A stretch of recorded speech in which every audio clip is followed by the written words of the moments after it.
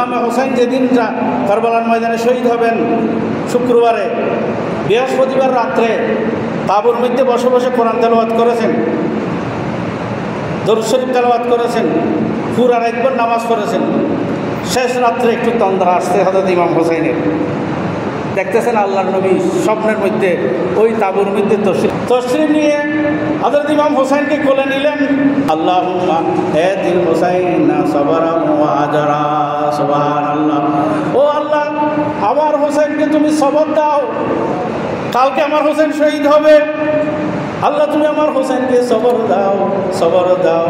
আল্লাহুম্মা আতিল হুসাইনা সাবরান ওয়া আজরা, কালকে তুমি সবর দিবে, এই সবরের বদলা উজরত কিয়ামতের ময়দানে তুমি দান করবে। আল্লাহ সকলে বলি সুবহানাল্লাহ।